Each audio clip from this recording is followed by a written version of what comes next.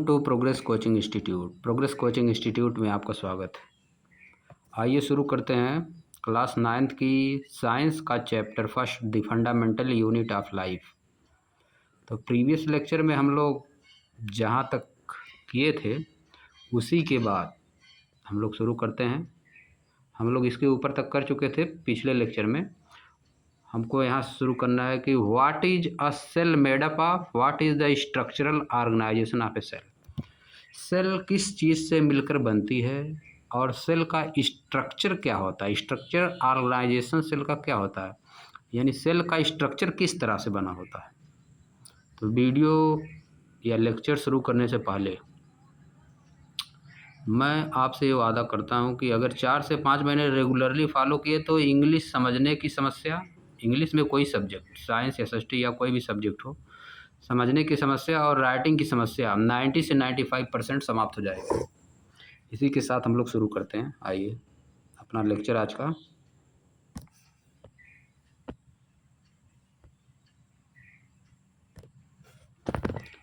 We saw above that the cell has a special component called organelles। हम ऊपर देखें कि सेल के पास एक स्पेशल कंपोनेंट, स्पेशल पार्ट होता है, उसको हम ऑर्गेनलीज कहते हैं। How is a cell organised, एक सेल किस तरह से ऑर्गेनाइज्ड होती है। If we study a cell under a microscope, अगर हम सेल को माइक्रोस्कोप से स्टडी करें, we would come across 3 feature in almost every cells. अगर हम सेल को माइक्रोस्कोप से देखें तो प्रत्येक सेल में 3 फीचर्स मिलेगा। जैसे मोबाइल का फीचर होता है, कैमरा फीचर्स होता है, बैटरी होती है, स्क्रीन होती है, उसी तरह से सेल का फीचर्स होता है। सेल का 3 फीचर्स क्या क्या होते हैं, plasma membrane, nucleus and cytoplasm.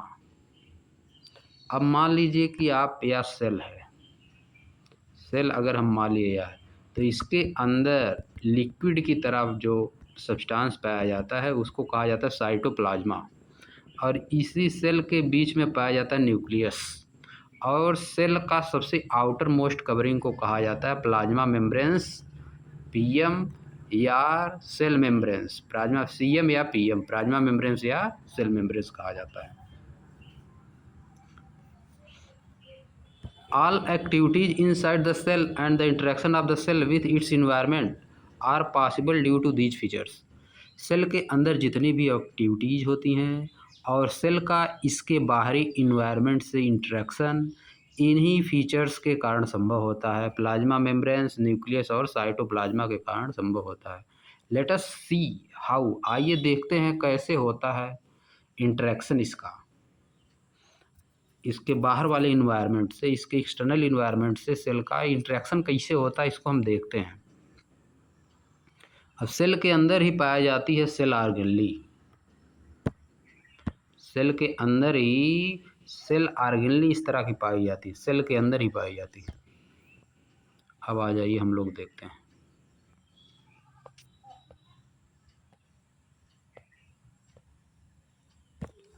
Plasma membrane or cell membranes.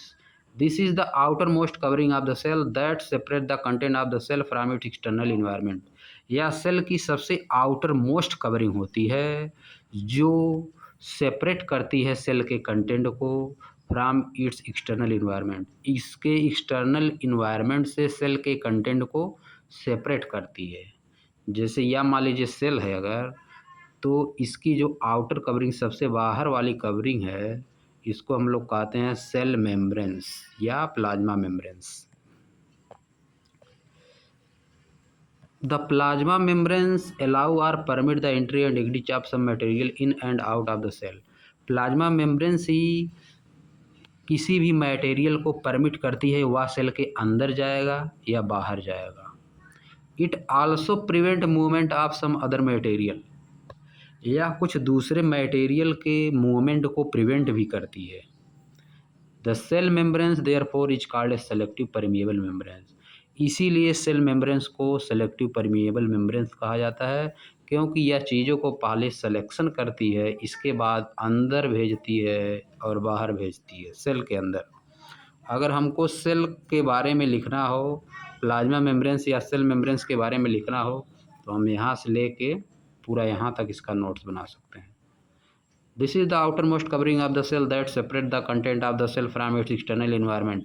The plasma membranes allow or permit the entry and exit of some material in and out of the cell. It also prevent movement of the some other material. The cell membrane therefore is called a selective permeable membranes. यहाँ तक cell membranes के बारे में हम लोग लिख सकते हैं, सेल मेम्ब्रेन्स या प्लाज्मा मेम्ब्रेन्स के बारे में। How does the movement of substance take place into the cell? किसी भी सब्सटेंस का मूवमेंट सेल में कैसे होता है? How do substances move out of the cell? कोई भी सब्सटेंस सेल के अंदर कैसे जाता है और सेल से बाहर कैसे निकलता है?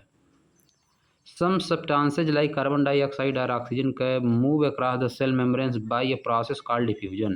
कुछ सब्सटेंस जैसे कार्बन डाइऑक्साइड और oxygen move across the cell membrane, cell के बाहर और अंदर होते हैं, सेल मेम्ब्रेन से होकर सेल के बाहर और अंदर होते हैं। इस प्रोसेस को कहा जाता है diffusion.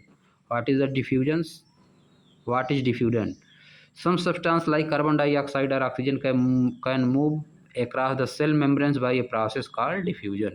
Diffusion is the process by which some substance like carbon dioxide or oxygen can move across the cell membranes. इस तरह भी लिख सकते हैं हम लोग। आ जाइए आगे। We have studied the process of diffusion in the earlier chapter. हम पहले के चैप्टर में भी डिफ्यूजन की प्रोसेस को पढ़ चुके हैं। We saw that there is a spontaneous movement of substance from a region of high concentration to a region where its concentration is low. हम पहले देखे हैं कि जो सब्सटेंस होते हैं वो लगातार चलते रहते हैं। स्पॉन्टेनियस मतलब लगातार चलते रहते हैं, मूवमेंट उनका लगातार होता है from a region of high concentration, high concentration के रीजन से लो कंसंट्रेशन की तरफ सब्सटेंस हमेशा मूव करते रहते हैं। Something similar to this happen in the cell, कुछ इसी तरह का काम सेल में भी होता है। व्हेन फॉर एग्जाम्पल के लिए जब some substance like CO2 which is a cellular waste require to be excreted out of the cell, कुछ सब्सटेंस जैसे कि कार्बन डाइऑक्साइड जो कि एक सेलुलर वेस्ट है, इसको जब बाहर करने की, सेल से बाहर करने की आवश्यकता होती है, एक्सर्टेड मतलब बाहर करना, accumulate in high concentration inside the cell, या सेल के अंदर जब बहुत ज़्यादा कंसंट्रेशन में यानी बहुत ज़्यादा क्वांटिटी में जब एक कलेक्ट हो जाती है तो क्या होता है, इसको in the cell external environment, तो सेल के एक्सटर्नल इन्वायरमेंट में the concentration of the CO2 is low as compare to the inside the cell, cell के एक्सटर्नल इन्वायरमेंट में CO2 का कंसंट्रेशन कम रहता है। एज सुन एज, जैसे ही there is a difference of the concentration of CO2 inside and outside the cell, जैसे ही CO2 के कंसंट्रेशन में इनसाइड सेल और आउटसाइड सेल में डिफरेंस होता है, CO2 moves out of the cell, CO2 cell से बाहर निकल जाती है from a region of high concentration to a region of low concentration outside the cell by the process of diffusion. क्योंकि बाहर का कंसंट्रेशन CO2 का कम होता है, अंदर का ज़्यादा होता है सेल के अंदर का, इसीलिए ये रीजन ऑफ लो कंसंट्रेशन की तरफ निकल जाती है, यानी बाहर की तरफ निकल जाती है, क्योंकि अंदर का कंसंट्रेशन ज़्यादा सेल के हो जाता है, इसीलिए बाहर चला जाता है CO2।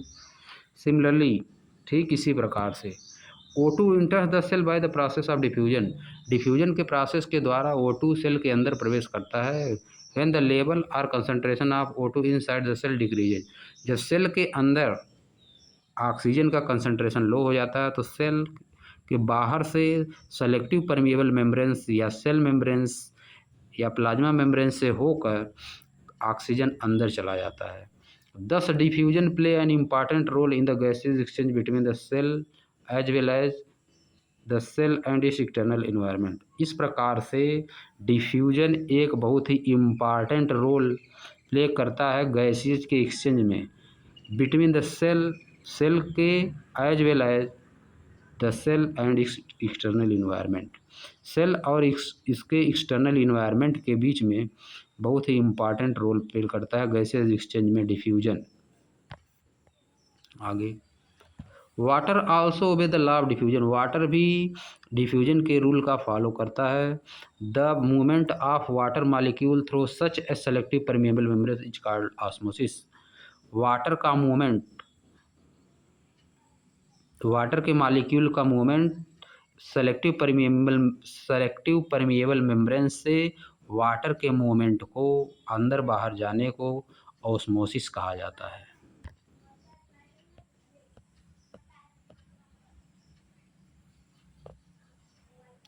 The movement of water across the plasma membrane is also affected by the amount of substance dissolved in water।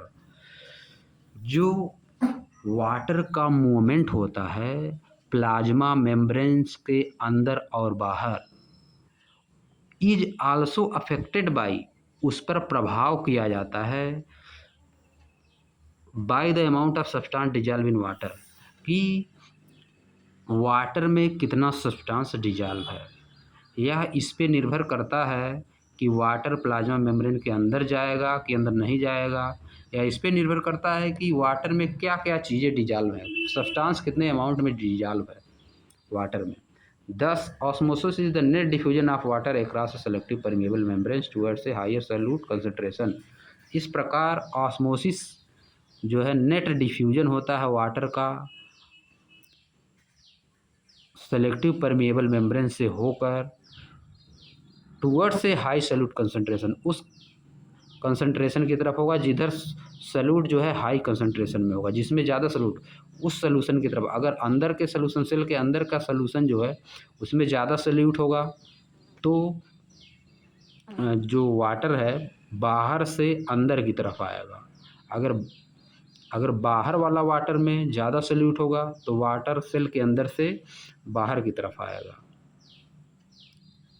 What will happen if we put an animal cell or plant cell into solution of sugar or salt in water? क्या होता है अगर हम animal cell या plant cell को एक sugar और water के सलूशन में या साल्ट और वाटर के, या तो साल्ट और वाटर के सलूशन में रखते हैं। One of the following three thing could happen. इन तीन चीज़ों में से एक चीज़ होगी।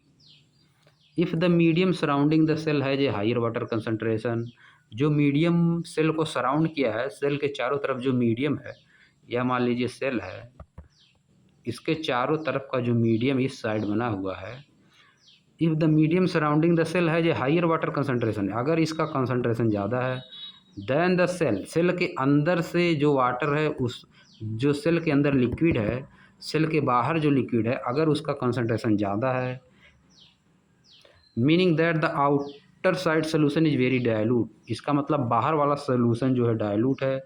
The cell will gain water by the osmosis, तब सेल वाटर गेन करेगी, बाय ऑस्मोसिस के प्रोसेस के द्वारा सेल वाटर गेन करेगी। Such a solution is known as hypotonic solution, इस तरह के सोल्यूशन को हाइपोटोनिक सोल्यूशन कहते हैं। अब what is hypotonic solution? A solution in which cell gain water from its external environment is known as hypotonic solution. अब आ जाइए, water molecule are free to pass across the cell membranes in both direction. Water molecule स्वतंत्र होते हैं, free होते हैं पास करने के लिए सेल मेम्ब्रेन के दोनों डायरेक्शन में, यानी अंदर भी जा सकते हैं और बाहर भी जा सकते हैं सेल के। But more water will come into the cell then will leave, लेकिन इस कंडीशन में सेल के अंदर वाटर ज़्यादा आएगा जितना कि निकलेगा उससे। The net overall result is that water enter the cell, इसका मतलब नेट रिजल्ट क्या होगा, सेल के अंदर वाटर प्रवेश करेगा। The cell is likely to swell up, तो इस तरह से सेल फूल जाएगी, स्वेल अप हो जाएगी, सेल जो है बड़ी हो जाएगी।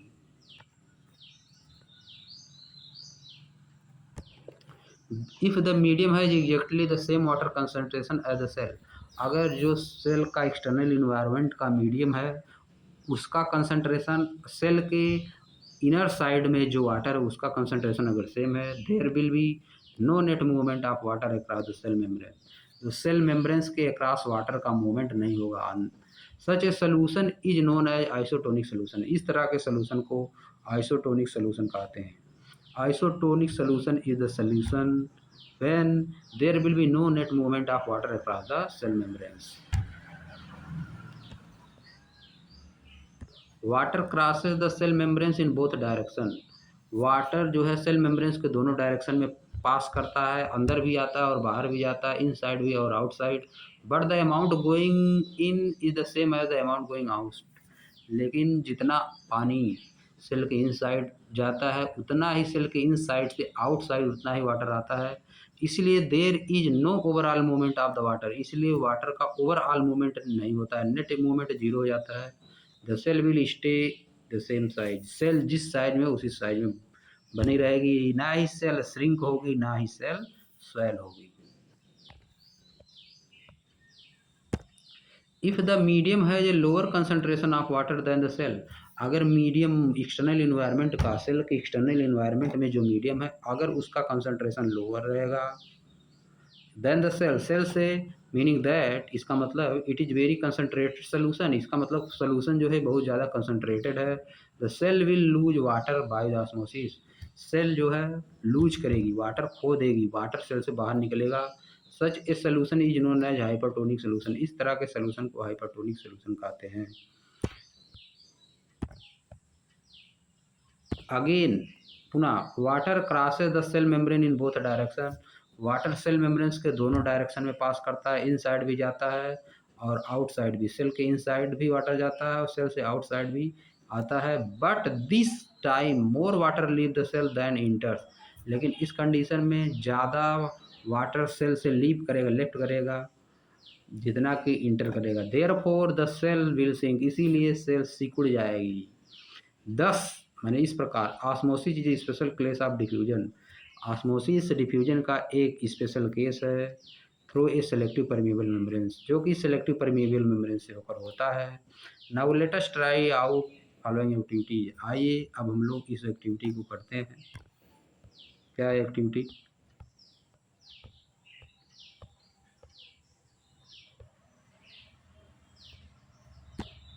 Remove the cell of an egg by dissolving it in a dilute hydrochloric acid. Egg का जो सेल होता है, ऊपर का जो परत होती है उसको डिजॉल्व करिए, मिलाइए डाइल्यूट हाइड्रोक्लोरिक एसिड में। The cell is mostly calcium carbonate. Cell जो है प्रायः कैल्शियम कार्बोनेट होती है। A thin outer skin is now enclose the egg. और थिन आउटर स्किन जो उसकी होती है एग को इनक्लोज करती है। But the egg in pure water and observe after 5 minute. Put the egg in pure water. Egg को pure water में रखिए, ऑब्जर्व आफ्टर 5 मिनट बाद ऑब्जर्व करिए। व्हाट डू वी, आप क्या ऑब्जर्व करते हैं? द एग स्वेल्स, कि एग फूल जाता है, स्वेल्स जाता है। Because water passes into by it osmosis. क्योंकि वाटर इसमें ऑस्मोसिस के प्रोसेस के द्वारा अंदर घुस जाता है, इंटर कर जाता है। Place a similar deshelled egg in a concentrated salt solution. इसी तरह का एक डीसेल्ड, बिना छिला हुआ, सेल्ड मतलब छिला हुआ, डीसेल्ड मतलब बिना छिला हुआ एग रखिए कंसनट्रेटेड साल्ट में एंड ऑब्जर्व 5 मिनट तक ऑब्जर्व करिए। द एग श्रिंक, एग सिकुड़ जाएगा। भाई ऐसा क्यों हुआ? Water passes out of the egg solution. Water passes out of the egg solution, क्योंकि एग सोल्यूशन के अंदर से वाटर निकल जाता है into the salt solution, salt solution में चला जाता है। Because the salt solution is more concentrated, क्योंकि साल्ट का सोल्यूशन ज़्यादा कंसनट्रेटेड है।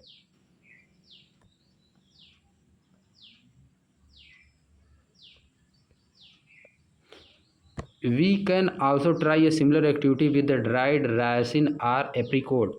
यही चीज़ हम लोग सूखे हुए रायसिन यानी किशमिश के साथ भी कर सकते, के साथ भी किशमिश, रायसिन और एप्रिकोट के साथ भी कर सकते हैं। आइए हम अब लोग सेकेंड एक्टिविटी करते हैं। एक्टिविटी 5.4 पुट ड्राइड रायसिन और एप्रिकोट इन अ प्लेन वाटर। सूखे हुए रायसिन या एप्रिकॉट्स को एक प्लेन वाटर में रखिए and leave them for some time. उसको कुछ समय के लिए छोड़ दीजिए। Then place then into a concentrated solution of sugar और साल्ट। तब उसको एक कंसनट्रेटेड शुगर या साल्ट के सोल्यूशन में डालिए। You will observe the following, आप निम्नलिखित चीज़ों को ऑब्जर्व करेंगे। Each gain water and swell when it placed in water, जब इनको वाटर में रखा गया तो क्या हुए, ये स्वेल हो गए, यानी इनका जो साइज है वह बढ़ गया। हाउएवर, हालांकि when placed in the concentrated solution, जब इनको ज़्यादा कंसनट्रेटेड सोल्यूशन में रखा गया, इट लार्जेज वाटर, इन्होंने वाटर को खो दिया, एंड कॉन्सिक्वेंटली सिंक, और परिणाम स्वरूप सिकुड़ गए, श्रिंक हो गए। Unicellular fresh water organism and most plant tend to gain water through the osmosis. Unicellular और फ्रेश वाटर में रहने वाले जो ऑर्गेनिज्म हैं एंड मोस्ट प्लांट सेल, और ज़्यादातर plant cell tend to gain water through the osmosis, osmosis के द्वारा ये वाटर को गेन करती हैं। Absorption of water by the plant root is also an example of osmosis. Plant की रूट द्वारा वाटर का एब्जॉर्ब होना भी एक ऑस्मोसिस का एग्जांपल है। दस, इस प्रकार diffusion is important in exchange of gases and water in the life of cell. Diffusion gas और वाटर के एक्सचेंज में इम्पॉर्टेंट होता है in the life of cell, cell की लाइफ में। इन एडिशन टू दिस, इसके तरीके the cell also obtain nutrition from its environment, cell अपने इन्वायरमेंट से न्यूट्रिशन भी पाती है, लेती है। डिफरेंट मॉलिक्यूल मूव इन, भिन्न भिन्न तरह के डिफरेंट मॉलिक्यूल अंदर जाते हैं and out of the cell, और सेल से बाहर जाते हैं, through a type of transport requiring use of energy, एक प्रकार के ट्रांसपोर्ट के माध्यम से जाते हैं जिसमें एनर्जी की आवश्यकता होती है। सेल के अंदर से चीज़ें बाहर जाने के लिए भी एनर्जी लगती है, और सेल के बाहर से सेलेक्टिव परमिएबल मेम्ब्रेन्स को पार करके अंदर जाने के लिए भी एनर्जी की आवश्यकता होती है। The plasma membrane is flexible and is made up of organic molecule called lipid and protein. Plasma membranes बहुत ही फ्लेक्सिबल होती है, वह एक ऑर्गेनिक मॉलिक्यूल की बनी होती है जिसका नाम होता है लिपिड एंड प्रोटीन, से बहुत ही इंपॉर्टेंट है। However we can observe the structure of the plasma membranes only through an electron microscope, हम प्लाज्मा मेम्ब्रेन्स के स्ट्रक्चर को केवल एक इलेक्ट्रॉन माइक्रोस्कोप से ही देख सकते हैं, ऑब्जर्व कर सकते हैं। The flexibility of the cell membranes also enable the cell to engulf in food and other material from its external environment. Cell membranes की जो फ्लेक्सिबिलिटी होती है, क्योंकि सेल मेम्ब्रेन बहुत ही फ्लेक्सिबल होता है, इसी कारण से it enables the cell to engulf in food and other material, इसी कारण से सेल जो है फूड और अदर मटेरियल को अपने अंदर ले पाती है। Such process are known as endocytosis, इस प्रोसेस को क्या कहा जाता है, इंडोकायोटोसिस कहा जाता है, इंडोसाइटोसिस, इसी प्रोसेस को हम क्या कहते हैं, इंडोसाइटोसिस।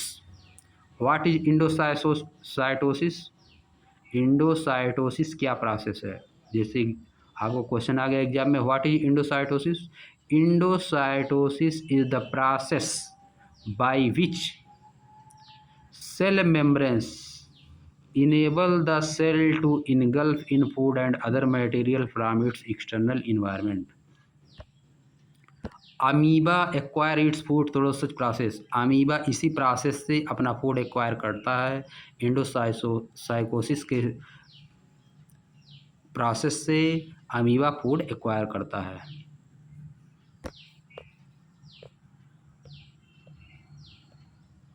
अब आ जाइए हम लोग देखते हैं activity. Find out about the electron microscope from resource in the school library और through the internet, electron microscope के बारे में जानकारी प्राप्त करिए, discuss it with your teacher, अपने टीचर के साथ डिस्कस करिए। Question, how do substance like CO2 and water move and in out of the cell, discuss. CO2 और O2 कैसे, CO2 की तरह के सब्सटेंस सेल से अंदर बाहर कैसे जाते हैं, इसको डिस्कस करिए। हो चुका है discuss, through the selective permeable membranes and the process of diffusion, when the concentration of CO2 is more inside the cell, then it goes outside of the cell, when there is less concentration of O2 inside the cell, then O2 enter in the cells through the selective permeable membranes. Why is the plasma membranes called the selective permeable membranes? Plasma membranes is called selective permeable membranes because it select the things before giving them permission to enter into the cell. So the plasma membrane is called the selective permeable membranes. तो हम लोग अब आज यह lecture यहीं पे समाप्त करते हैं। नेक्स्ट लेक्चर में हम लोग पढ़ेंगे cell wall. What is cell wall.